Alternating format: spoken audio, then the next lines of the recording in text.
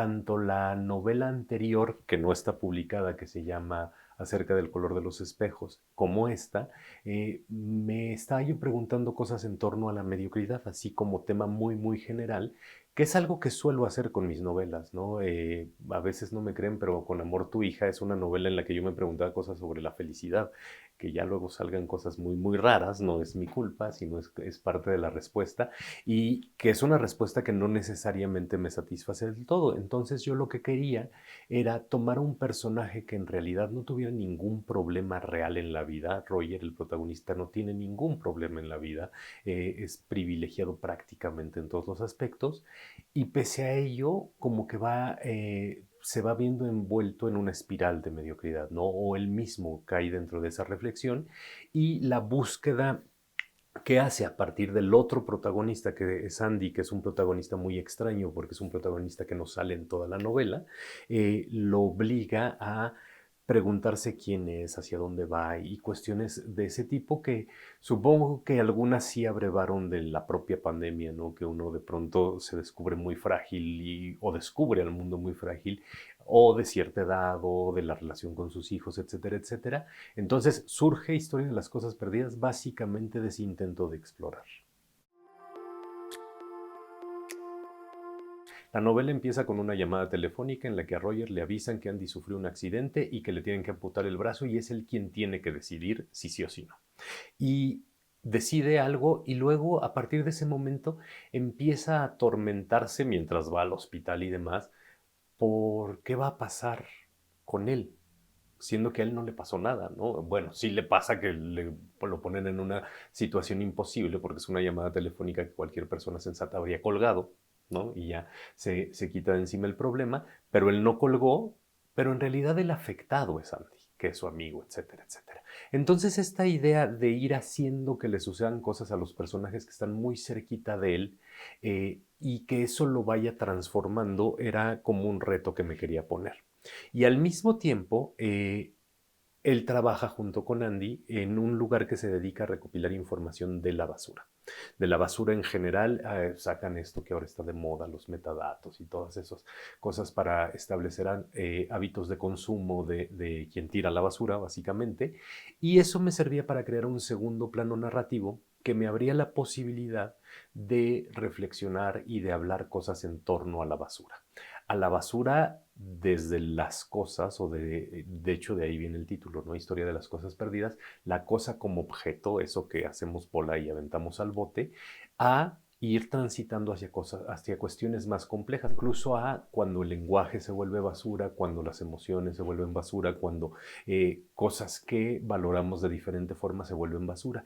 Y en esta suerte de irme decantando hacia basuras mucho más específicas, es donde yo tenía incluso el reto de jugar muchísimo con el lenguaje porque me abría la posibilidad de recuperar palabras, por ejemplo, que ya no usamos, o que ya no usamos, pero no ni siquiera por desidia o por ignorancia, que ya no usamos porque el objeto ya no existe.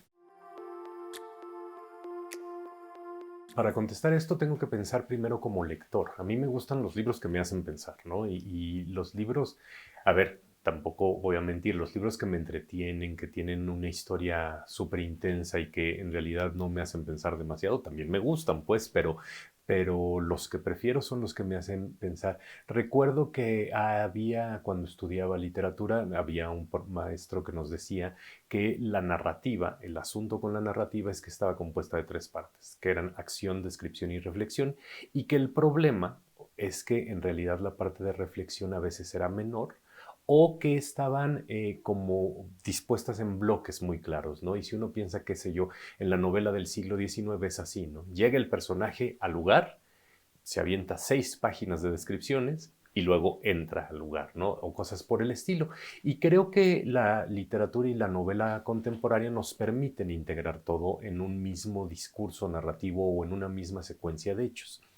Pese a ello, en Historia de las Cosas Perdidas hice un poquito de trampa porque también quise separar la carga reflexiva al menos de dos formas diferentes, ¿no? Una cuestión es la que piensa el personaje, que Roger está constantemente atormentándose por lo pesarosa que es su vida, que insisto, no lo es, El narrador se burla un poco de Roger, que se está lamentando de lo pesarosa que es su vida, porque él sabe que no lo es, pero el narrador es un sujeto muy poco digno de confianza. Y además incluí un tercer plano narrativo. Ya habíamos hablado de la historia de Roger y de Andy. Está la historia o la parte de las entradas sobre la basura. Y hay una parte porque Andy daba una especie de coaching raro, porque Andy no creía en el coaching, entonces él mismo como que se auto boicoteaba, en donde llegaba a la conclusión, una conclusión que puede parecer muy simple o no, que es uno siempre hace lo mejor que puede. Y a lo largo de la novela, Andy va explicando por qué no es tan simple esa frase, ¿no? La de uno siempre hace lo mejor que puede y las implicaciones que tiene y la va deconstruyendo, qué sé yo, semánticamente, sintácticamente, ontológicamente, como para llegar a una conclusión que podría, si se lee de una forma, apuntalar la idea de la mediocridad o podría justo romper la idea de la mediocridad. Entonces, no sé, hice trampas de ese tipo. A mí me aterra como escritor que pasa luego con el lector, que la lee, se convence de eso y dice, entonces ya voy a dejar de leer este libro o no estoy de acuerdo con él o cosas por el estilo, ¿no? Pero bueno, es algo que uno intenta como escritor, ¿no? Como escribir novelas que a uno le gustaría leer. Bueno, ahora estoy contento porque el 16 de diciembre terminó el rodaje de Tus dos muertos, que es la primera entrega de la serie Susunaga. Susunaga es Gerardo Trejo Luna, que me parece que es un extraordinario actor. Yo tenía muchísimo miedo porque en los tres libros no hay una sola descripción del personaje y de hecho cuando empezaron a hacer el casting, que sé, mi mamá, mi esposa, algunos amigos me puse a hablar con ellos y todos se imaginaban, ¿no? Un Susunaga muy, muy diferente. Algunos lo decían es alto y delgado, otros es gordo y chato. Y yo decía, no, pues el que yo pienso es muy diferente a todos esos. Y Gerardo en realidad no es idéntico al Susunaga que yo pensé, pues no, no podría serlo, pues, pero porque fui varias veces al rodaje, ya que lo vi, me parece que hizo un trabajo extraordinario y se vuelve súper verosímil. Eso también me genera un problema, porque ahora cuando escriba la cuarta novela de la saga no voy a poder dejar de pensar en él. Pero bueno, eso la produjo Arturo Martinelli, Víctor Leisegui y la dirigió Daniel Castro Simbrón. Y estoy muy contento y ahora están en postproducción y a ver cuándo sale.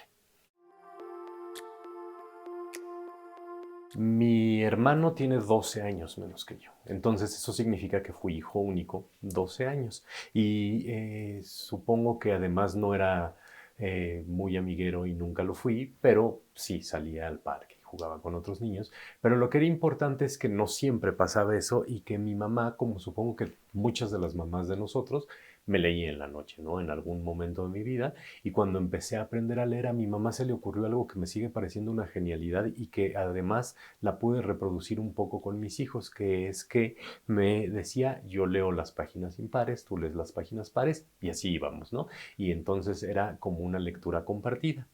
Y luego llegó a sus manos, porque se la prestaron, una edición, una de las primeras ediciones en español de La historia interminable de Mijael Ende, pero La historia interminable tiene 600 y tantas páginas y entonces el metodito este de leerlo en voz alta era agotador, ¿no? Entonces mi mamá dijo, bueno, lees tú el capítulo durante la tarde o durante el día o durante la semana, yo lo leo y luego lo platicamos, ¿no? Que creo que es algo que después aprendí y seguí practicando toda mi vida o lo he seguido haciendo, que la lectura comentada es muchísimo más que la lectura solita.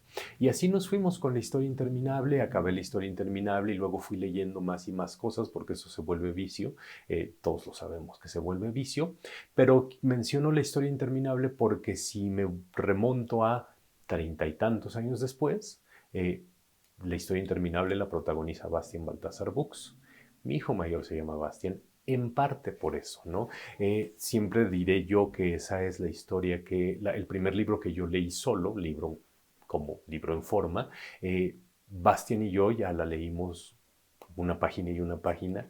Luke y yo ya la leímos. Luke está un poco triste porque no sale ningún Luke en La historia interminable, pero bueno, ya no, los otros personajes de ese libro tienen unos nombres muy poco amigables para poner acá. Entonces, más o menos así fue como inicié y luego me seguí y pude hacer muchos tipos de lectura diferente, o he podido hacerlos, ¿no?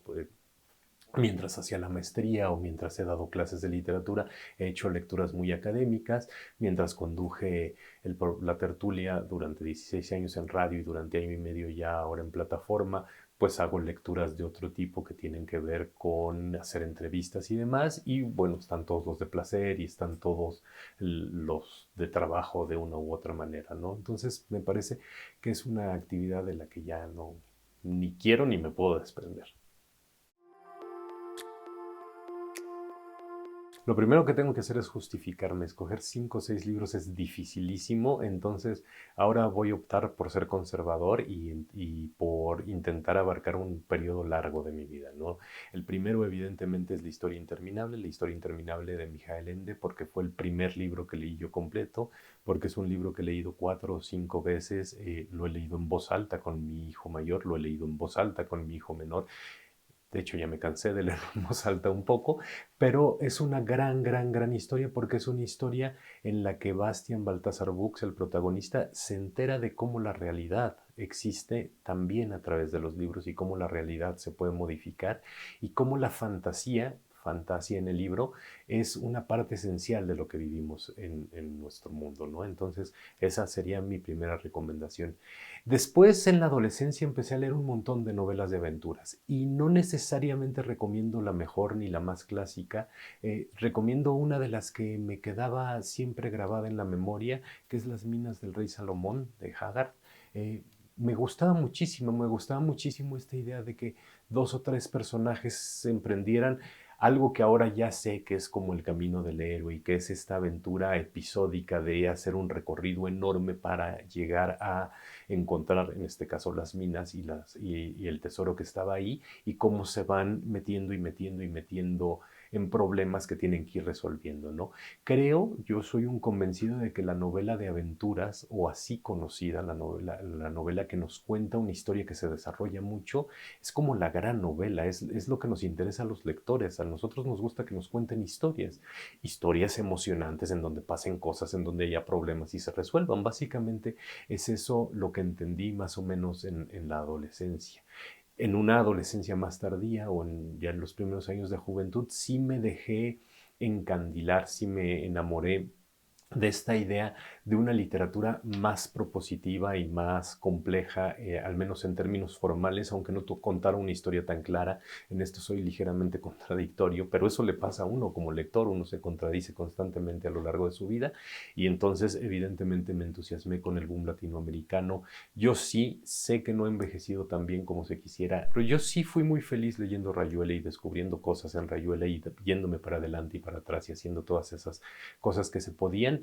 Y durante muchos años de mi vida incluso me hice de muchas rayuelas. Tengo varias rayuelas en mi casa. Hace muchísimo que no leo rayuela, muchísimo, pero creo que ahí aprendí que uno se debe divertir mucho cuando lee y cuando escribe, ¿no? Y creo que esa parte divertida del proceso de escritura a veces puede ir un poco en contraposición de la idea del artista atormentado. Todo eso me parece que fue muy importante para mí en algún momento, probablemente más después como escritor, aunque nunca he intentado hacer nada así, ¿no?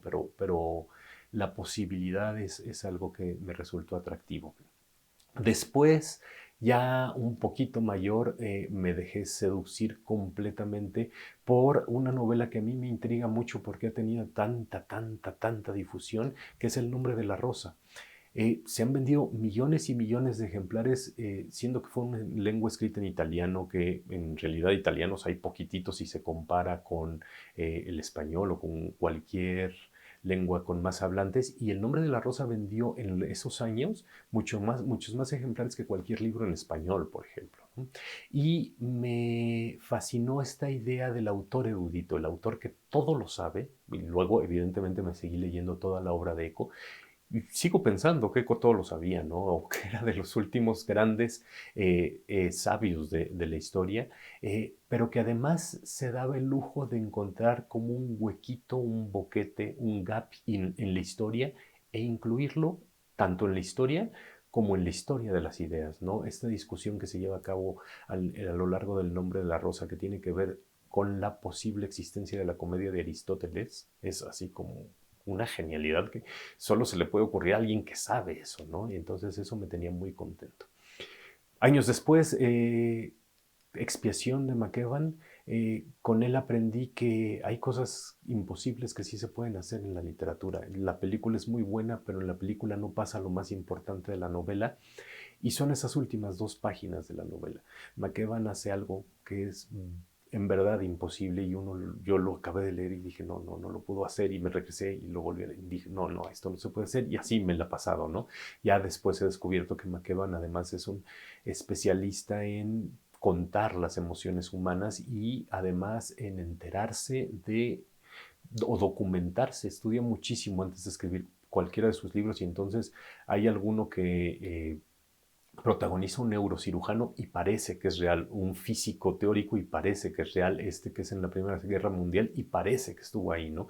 Y si uno ve toda su bibliografía se da cuenta de que así son sus libros, ¿no? Y uno quisiera saber un poquito de algo para escribir uno, y él parece que lo repite cada 2 años. Entonces dije que iba a ser un poco conservador. Ahí están 6 libros más o menos que me gustaron o que me hicieron entender de una forma diferente la literatura.